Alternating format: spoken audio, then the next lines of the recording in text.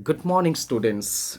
इस छोटे से वीडियो में हम बताने वाले हैं the rain of terror in France. क्यों संतरास की शासन मतलब the rain of terror France में शुरुआत किया गया था, क्यों शुरू हुआ था। हम पहले इसका डेट बता देते हैं। 2 जून 1793 टू 27 जुलाई 1794। ये जो 13 महीने का टेरर एक्टिविटी गवर्नमेंट के द्वारा चलाया गया था, इसका कारण क्या था। हम लोगों को याद रखना है कि ये जो 13 महीने का जो शासन उस वक्त फ्रांस में चलाया गया था, जो दुनिया में उस वक्त कहीं पर हुआ नहीं था। एक ऐसा आतंक भरा टाइम उस वक्त फ्रांस में गवर्नमेंट के द्वारा चलाया गया था, जो हिस्ट्री में आज भी याद किया जाता है। तो आज हम जानेंगे इस वीडियो में कि कारण क्या था, गवर्नमेंट को क्यों ऐसा स्टेप्स लेना पड़ा, कि गवर्नमेंट को किस तरह के तरीके का प्रेशर या किस तरीके का वो उनके पास कुछ वजह भी रहा होगा। तो आज हम देखेंगे उस वजह को। हिस्टोरियंस लोग बहुत सारे डिबेट करते हैं कि कोई कोई कहता है कि फ्रांस के अंदर में बहुत सारे इकोनॉमिक हालत ख़राब हो चुका था, बहुत सारे इंटरनल पॉलिटिक्स चल रहा था। अभी कोई कोई बोलते हैं कि फॉरेन इन्वेजन होने वाला था। अब कोई कोई बोलते हैं कि प्रजातंत्र की समर्थन करने वाले लोग सपोर्ट नहीं कर रहे थे। कोई कोई कहते हैं कि राजतंत्र समर्थन करने वाले लोगों फिर से जग गए थे। तो बहुत तरह तरह के बातें होते हैं। तो हम आज बताएंगे कि दो मुख्य कारण थे फ्रांस में द रेन ऑफ टेरर, संतरास की शासन लागू करने के लिए गवर्नमेंट के द्वारा। कि दुनिया के इतिहास में ये पहला घटना ये था कि कोई गवर्नमेंट ऐसा टेरर एक्टिविटी कर रहा है। तो फर्स्ट कारण आज हम तुमको बताने वाले, तुम लोगों के सामने। फर्स्ट कारण था फॉरेन इन्वेशन। फॉरेन इन्वेशंस फ्रांस के अगेंस्ट शुरू हुआ था इस वक्त। कैसे, अभी बताते हैं। 21 जनवरी 1793 फ्रांस के लास्ट जो किंग थे, लुई द 16 मतलब सोरस लुई, इनका मृत्युदंड लागू किया गया था। इनकी मृत्यु के बाद उस वक्त यूरोप में बहुत सारे जगह में राजतंत्र चल रहा था, और जो सब राजा थे वो तो सब स्वैराचारी थे। मतलब अपने हिसाब से राजा अपना जो कंट्री चला रहे थे। अब सोरस लुई की मृत्यु के बाद बाकी सब राष्ट्र में ये बात फैल गए, और बाकी सब राष्ट्र फ्रांस के विरुद्ध चले गए। राजतंत्र की हत्या करना मतलब उनकी, आप देखो, राजतंत्र की हत्या मतलब वो लोग अपने ऊपर ले लिए बात कि ये तो बहुत ही हम लोग राजतंत्र के लिए बहुत काला दिन है। अगर इसका हम लोग विरोध नहीं करेंगे तो आने वाले दिनों में शायद उन देशों में भी शायद ऐसा एक्टिविटीज हो जाए। तो इसके लिए क्या किए, उस वक्त फ्रांस के जो बड़े बड़े शक्तिशाली देश थे, सब ने मिलके एक राष्ट्र जोट बनाया, जो कोलिशन पावर बोलते हैं। उस जोट में कौन कौन कंट्री आए, एक बार हम लोग देख लेते हैं। इस जोट में 1793 में जो जोट बनाए गए थे फ्रांस के अगेंस्ट, वो थे इंग्लैंड, ऑस्ट्रिया, फ्रांसिया, स्पेन, पोर्तुगल, सर्डिनिया, नेपल्स। इन सब मिलके फर्स्ट राष्ट्र जोट फ्रांस के अगेंस्ट उन्होंने बनाए, और सबने मिलके इस हत्याकांड के विरुद्ध आक्रमण करने गए फ्रांस के अगेंस्ट। तो आक्रमण करने के लिए ये लोग एक साथ कूच किए। यहाँ पर एक घटना घट गई फ्रांस के लिए, एक बहुत ही नाजुक परिस्थिति थे उस वक्त। फ्रांस के जो सेनापति थे उनका नाम था दुमूरिए। इन्होंने विश्वासघात किए फ्रांस के उस वक्त प्रजातांत्रिक जो गवर्नमेंट चल रहा था, जिरोंडिन जैकोबिन के लीडर्स के मिलीजुली जो गवर्नमेंट चल रहा था। तो ये दुमूरिए ने क्या किए, उन्होंने ऑस्ट्रिया के साथ चले गए। मतलब अपना देश का समर्थन नहीं किए, उन्होंने ऑस्ट्रिया के साथ चले गए, जो ऑस्ट्रिया आक्रमण करने वाले आ रहे थे, आक्रमण करने फ्रांस को। इस वक्त क्या हुआ, जो नॉर्थ ईस्ट फ्रंटियर प्रोविंस था वो लोग क्रॉस कर चुके थे, अंदर पेरिस की तरफ आ रहे थे। मतलब आप समझ लो कि एक देश जिसका एक प्रजातांत्रिक गवर्नमेंट चल रहा है, कोई फॉरेन फॉरेन एक जो फोर्स आ रहा है आक्रमण करने के लिए। मतलब एक ऐसा हालत फ्रांस कंट्री में मतलब फरासी कंट्री में ऐसा हालत आ चुका था। कोई उस वक्त जो एक कंट्री विप्लव से उभर के मतलब विप्लव करके एक राजतंत्र को खत्म किए नया कंट्री बना, प्रजातांत्रिक राष्ट्र बना, उसको इस तरीके का प्रॉब्लम फेस करना पड़ा था। दूसरा कारण दूसरा कारण हम बताते हैं इंटरनल प्रॉब्लम्स।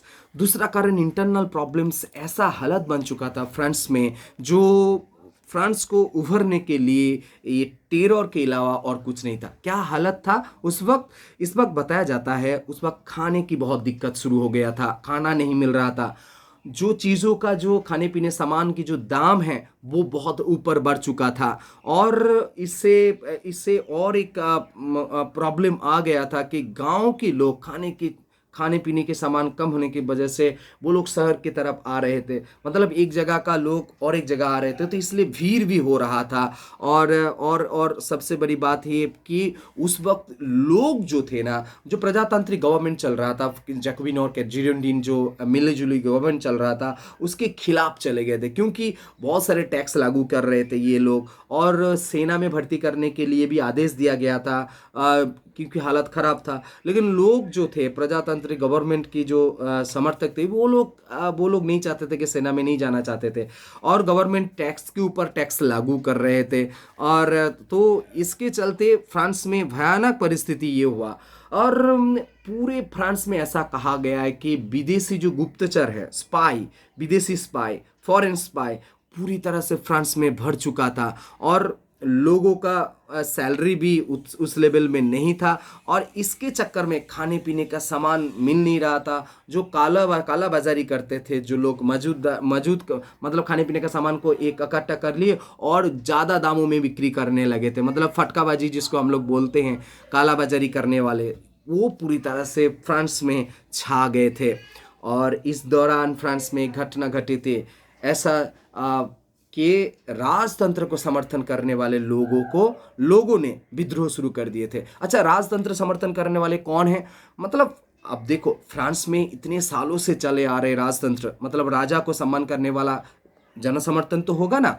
तो ये जो राजतंत्र का समर्थन करने वाले लोग थे, ये लोग अपने राजतंत्र क्योंकि राजा का मृत्यु हो गया है, तो इसलिए ये लोग भी इन लोगों को मौका मिल गया, क्योंकि अभी तक जनगण और जो नया गवर्नमेंट बना, इन लोगों को सप्रेस करके रखे थे। मतलब इन लोगों को बातें करने का मौका ही नहीं था, क्योंकि सब लोग राजतंत्र के खिलाफ थे। अब ये मौका मिल गया इन लोगों को बातें करने के लिए, और विद्रोह करना शुरू कर दिए। ऐसा कहा जाता है कि ला भेंडी, ब्रितानी, लायंस, तूलो, बोर्दे, मार्सेई, ऐसे ऐसे ये मेन सेंटर्स थे राजतंत्र समर्थन करने वाले लोगों को विद्रोह करने के लिए। ऐसा कहा जाता है कि 83 प्रोविंस, जिसको फ्रांस में प्रोविंस को बोला जाता था, डिपार्टमेंट, इनमें से 60 प्रदेश में विद्रोह शुरू हो चुका था। और एक घटना इस वक्त सामने है, ला भेंडी करके एक डिपार्टमेंट था, जो जहाँ पर जाजक संप्रदाय, जिसके खिलाफ भी ये नया गवर्नमेंट लॉ बना दिए थे, संविधान ऐसे ऐसे बना दिए थे कि इनका पूरी तरह से सम्मान नहीं था। तो जाजक संप्रदाय भी, किसान लोग वहाँ पर विद्रोह कर रहे थे। किसान विद्रोह इसलिए कर रहे थे क्योंकि खाने पीने का सामान की दिक्कत है, चीज़ों का दाम बढ़ चुका था, फसल नहीं हो रहा था, तो बहुत सारे दिक्कत फील कर रहे थे। तो इसलिए किसान लोग भी विरोध में चले गए और जाजक लोग उन लोगों को समर्थन करने आ गए, इसलिए कि क्योंकि उन लोगों के ऊपर भी ये लॉ बनाया गया था। वो धर्म को लेके लॉ, अलग अलग लॉ बनाए थे जो खुश नहीं थे जाजक संप्रदाय।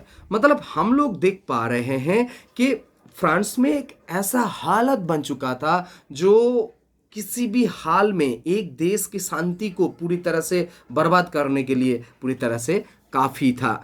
और इस बात को, इस सिचुएशंस को उपलब्ध करके, मतलब इस सिचुएशंस को सोच के समझ के, उस वक्त के जो गवर्नमेंट, उन्होंने ये डिसीजन लिया कि हमारा पहला काम ये होगा, यूनिटी बना के रखे और देश में श्रृंखला बना के रखे, शांति बना के रखे।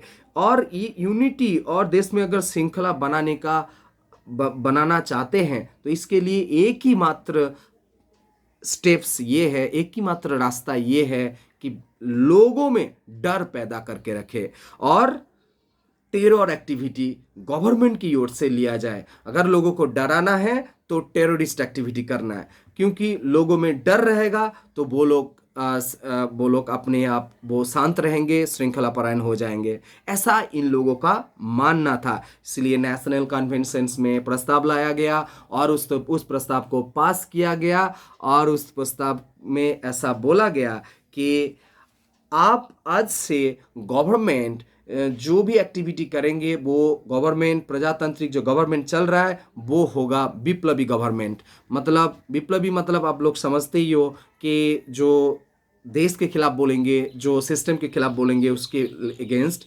स्टेप्स लिया जाएगा। और वो विप्लवी एक्टिविटीज़ क्या होगा, टेरर के रूप में होगा।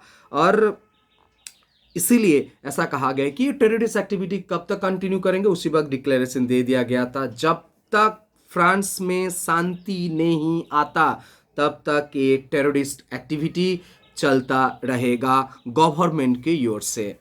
इसी टाइम पीरियड को बोला जाता है रेन ऑफ टेरर, जो चला था 22 जून 1793 से 27 जुलाई 1794, ये 13 महीने तक।